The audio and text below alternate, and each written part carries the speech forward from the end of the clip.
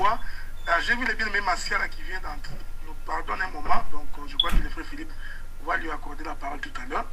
Donc c'est là où j'avais dit en commençant ici que il faudrait vraiment que les frères bien-aimés qui ont l'habitude de nous suivre sur l'Évangile éternel, de faire attention pour ne pas emprunter des mots pour les emprunter.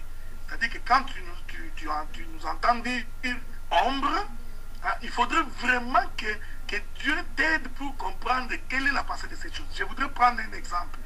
Joseph en Égypte. Remarquez cette chose. La Bible dit qu'après avoir interprété le songe de Pharaon, oh, vous savez, frère, que Pharaon, quand nous le prenons de façon littérale, donc Pharaon d'Égypte, il est difficile pour beaucoup de concevoir que le Pharaon d'Égypte peut être l'ombre de Dieu. Vous comprenez? Donc, comment voulez-vous que Pharaon, c'est que Pharaon, il faisait souffrir les enfants d'Israël et Pharaon. Donc, généralement, on prêche généralement que l'Égypte, c'est le monde. Donc, le roi de l'Égypte ne peut être que le roi de ce monde. Mais remarquez, quand vous lisez l'histoire de Joseph, vous allez remarquer, on a même fait des enseignements sur l'Évangile éternel là-dessus, vous allez remarquer que Pharaon, qui reçoit le songe et qui demande l'interprétation du songe, et lequel songe de Pharaon, après être interprété, va donner la vie à toute la terre, vous allez comprendre que Pharaon va être l'ombre de Dieu et que Joseph qui explique le songe de Pharaon devient l'ombre de notre Seigneur Jésus-Christ. Parce que Jean chapitre 13 et chapitre 14, la Bible dit que c'est Jésus qui vient nous parler de ce que le Père veut, de ce que le Père est en train de concevoir. Toute la pensée du Père est expliquée par le Seigneur Jésus-Christ. Or, vous allez remarquer que même dans les songes de Joseph, nous voyons ça. C'est-à-dire que Pharaon fait un songe, vous comprenez, qui est un livre scellé, qui est une révélation, qui est une prophétie, et Joseph doit venir interpréter ces songes-là pour que la nourriture soit donnée en abondance à l'humanité. Donc, ici, Pharaon va être l'ombre de Dieu, hein, le Père, et Joseph va être l'ombre du Fils qui interprète. Parce que lui-même, Pharaon dit, il dit que ce qui va me différencier par rapport à Joseph, ça ne sera que la royauté, le trône. En dehors du trône, tout le commandement est donné à Joseph. Est-ce que c'est pour autant dire que Pharaon va entrer au ciel? Nous disons, c'est ça les combles de... C'est ça, c'est ce que nous disons, que quand on ne saisit pas l'ombre, on va dire n'importe quoi. C'est ça justement. Ce n'est qu'une ombre qui exprime la pensée du Seigneur. Donc quand nous touchons Ismaël, nous ne disons pas que Ismaël, la personne d'Ismaël, va être avec nous au ciel. Nous disons que dans Ismaël, il y a une portion que Dieu soutire pour exprimer la pensée de la promesse. D'ailleurs, pour courir vite, on va aller voir quelque chose pour que les gens puissent très bien nous saisir. Courons d'abord dans Genèse chapitre 16. Genèse chapitre 16. Lisons un peu le verset. Prenons le verset 10. La Bible dit ceci. Je multiplierai ta postérité, elle sera si nombreuse qu'on ne pourra la compter. Et l'ange de l'Éternel lui dit, voici tu es enceinte et tu enfanteras un fils qui te noie le nom d'Ismaël. Attendez, je suis en train de chercher un verset qui m'intéresse vraiment. Voilà, c'est le verset 12. Il dit, la Bible dit, l'Éternel t'a entendu dans ton affliction. Il sera comme un âne sauvage. Remarquez, sa main sera contre tous et la main de tous sera contre lui. Il habitera en face de ses frères et il appela ces lieux de. J'ai dit qu'il y a plusieurs. C'est une prophétie qui peut avoir plusieurs accomplissements. Mais ce qui m'intéresse ici, c'est que l'ange de l'Éternel dit d'Ismaël que c'est un âne sauvage. Bon, maintenant prenons Genèse chapitre 49. Quand nous prenons Genèse chapitre 49, remarquez quelque chose. Quand vous prenez Genèse chapitre 49, nous allons maintenant voir ce que Jacob dit à propos d'Issachar, je crois. Chapitre 49, le verset 11. Donc, quand vous lisez Genèse, va vous dire Dieu créa les animaux des champs et les animaux domestiques. Donc, les animaux des champs sont les animaux sauvages. Or, quand on parle d'Issachar, d'Ismaël, on dit d'Ismaël que c'est un âne sauvage, hein, un âne des champs. Or, remarquez frère, c'est là où je dis que ce sont des portions des Écritures sur la personne qui nous permettent de comprendre la pensée du Seigneur.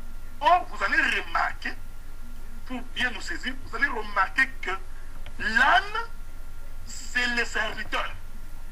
Donc, c'est pourquoi vous avez remarqué, là, je vous donne les versets en passant. Donc, je crois que c'est le livre de Lévitique. Donc, je vais essayer de trouver les versets pour vous. Je crois que c'est le livre de...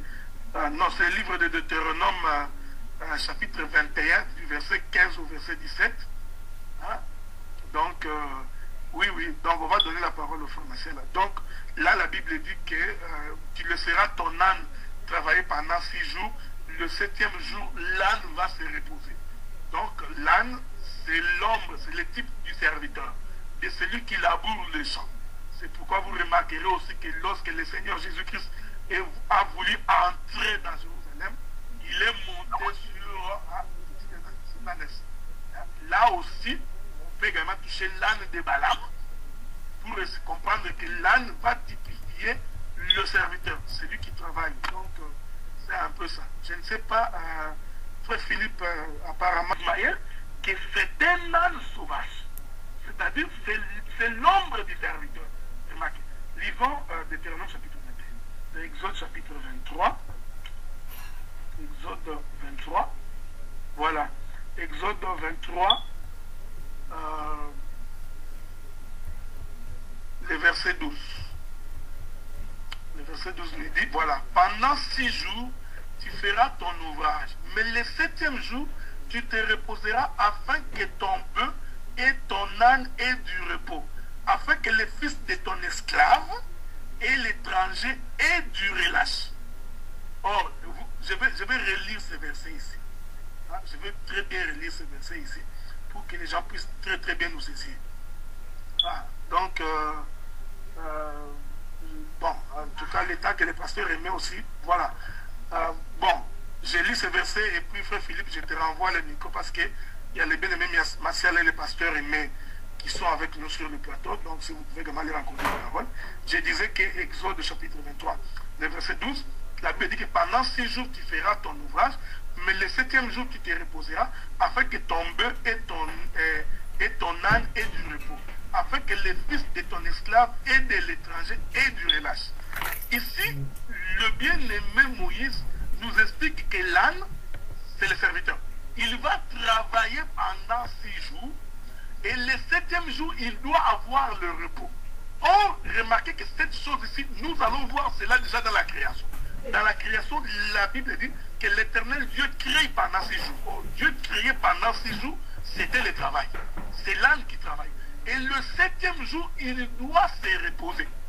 C'est alors que Jésus viendra vous dire, venez à moi, vous tous qui êtes chargés, et je vous donnerai du repos.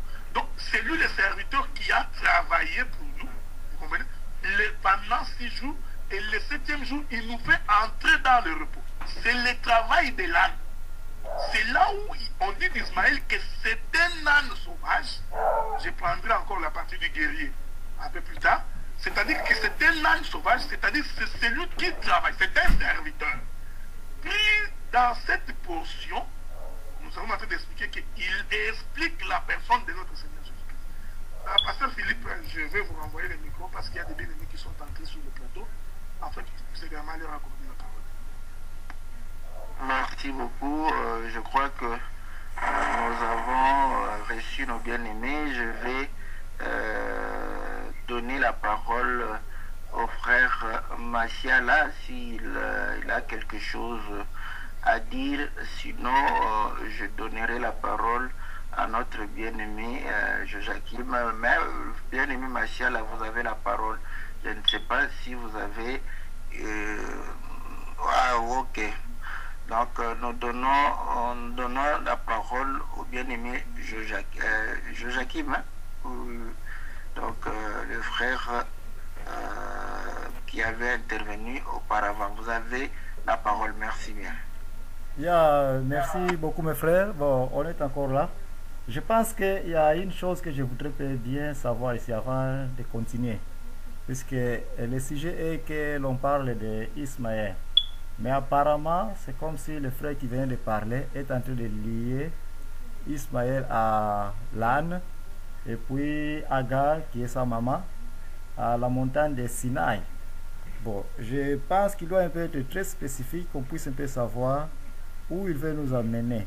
Supporter que Ismaël est un enfant de l'alliance avec bénédiction de l'Éternel, avec une certaine promesse dont il veut supporter, ou bien il veut se limiter à expliquer que Ismaël c'est l'enfant d'Abraham, mais par contre il est dans une alliance séparée, puisque nous avions bien commencé avec des alliances. L'alliance de bénédiction spirituelle qui est Isaac, et c'est lui qui nous a donné Jésus dans sa lignée. Et puis nous avons Ismaël, c'est lui qui est aussi l'alliance de la bénédiction matérielle, qui nous a donné aussi les musulmans et tous ces arabes. Alors là, on peut attaquer leur lignée, la lignée d'Ismaël, et puis nous avançons notre débat de ce côté-là. Mais à ce moment, c'est comme le frère essaie un peu d'amener une certaine challenge entre la lignée de Jésus, qui est la lignée d'Isaac, et puis la lignée d'Ismaël, à un niveau un peu spirituel très élevé. Puisque je n'arrive pas à comprendre pourquoi mon frère cherche à donner une certaine valeur ou un grand avantage à Agar, pour dire que c'est elle qui représente la montagne de Sinaï, alors que quand on parle de montagne de Sinaï, nous les chrétiens, nous pouvons bien venir maintenant avec une forte challenge pour dire que tu ne peux pas comparer Agar à un niveau saint très élevé, puisque la montagne de Sinaï représente une grande valeur pour nous chrétiens. Nous voyons bien, je l'ai déjà dit, Élie, il a été enlevé sur le mont Sinaï, Isaac était sacrifié sur la montagne de Sinaï, Moïse sur la montagne de Sinaï, l'alliance des enfants d'Israël était aussi arrêtée à partir du mont Sinaï. Là, c'est comme si tu cherches maintenant à toucher à une prospérité qui nous est réservée, nous chrétiens, et puis tu cherches à le vendre aux musulmans ou à Agar, une femme qui nous challenge. Et puis, il y a aussi une certaine dignité maintenant que tu cherches à donner pour dire que le 7e jour de repos, le 7e jour, l'âne va travailler. Unique place que moi je connais dans la Bible, que l'âne prend un peu une valeur spirituelle qu'on peut analyser, c'est dans le cas de Balaam que tu viens de dire. Mais attention, l'âne là était aussi le vrai âne de Balaam, puisque Balaam venait de Mésopotamie, qui est l'actuel Irak, pour venir jusqu'à chez les Amoréens, pour maudire Israël. Et comment il est venu? C'est par l'âne. Il a parlé à moins de 5 minutes seulement, quand Balaam l'a frappé. C'est à ce moment que l'âne a parlé. Mais bien après, cet âne est resté une âne. Et puis cet âne-là a conduit Balaam là où il allait dans ses missions pour essayer de maudire Israël. Donc nous voyons ici que cet âne-là, peut-être c'est l'Esprit de Dieu seulement qui a parlé à travers l'âne. Mais physiquement, cet âne est resté une âne. Comment aujourd'hui, mon frère, tu cherches à comparer cet âne à Ismaël? C'est ici que maintenant le challenge peut commencer entre moi et vous. Allons-y. Merci beaucoup, bien-aimé Joachim. Bon, la première question, moi je voudrais poser, est-ce que tu crois aux écritures de la Bible? Parfaitement, oui. Hein?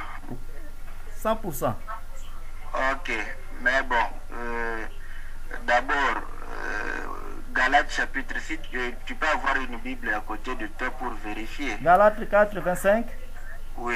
Ouais, bon, merci beaucoup. Je ne sais pas si tu lis quelle version, puisque tu peux te limiter seulement aux Galates dans les 8 secondes. Mais moi, je suis ici en présence de combien de versions? Je peux te dire 15 versions internationales. C'est pourquoi moi, je n'aime même pas la version française. Depuis que je suis aux États-Unis, j'ai compris l'anglais. Je me réserve totalement de lire la Bible écrite en français. Les meilleures versions bibliques sont en anglais. Ici, Galates 4, 25 me donne une explication très claire dans d'autres versions que on dit ceci. Laisse-moi lire ça dans la version que tu as. Comme ça, on va bien se comprendre là où il y a une petite mauvaise compréhension. Car Agar, c'est le mont Sinaï en Arabie. Et elle correspond à Jérusalem actuelle, qui est dans la servitude avec ses enfants. Voici le problème est celui-ci.